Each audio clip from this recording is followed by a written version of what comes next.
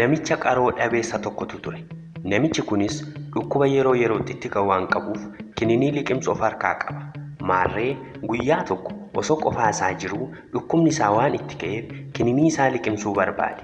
Kininiin inni qabatee jirus firee 4 kan qabu 2 diimaa fi 2 cuquliisa ture. Kininiin kunis halluu isaatiin malee bocaanis ta'e guddina isaatiin wal fakkaata. Namichi kunis kininii kanneen keessaa diimaa tokkoo fi cuquliisa tokko liqimsuu qaba. Kana ala kan wal fakkaatu liqimse isa miidhee ajjeesuu danda'a.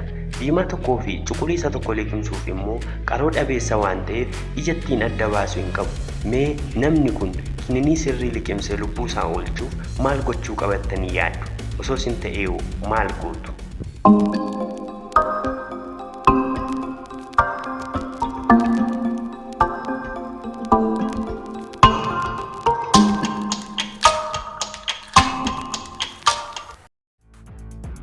Namni kun ija isaa utuu hin fayyadamin kan inni adda baasee beeku kininii 4 gosa 2 ta'e qabaachuu isaati. Kan inni barbaades gosa 2 keessaa tokko liqimsuudha. Kanaaf akka lamaan isaa gosa tokko liqimsineef arfan isaa irraa qixxeetti caccabsee yoo liqimse dirqama kininii adda ta'e cabaa 2 liqimsa.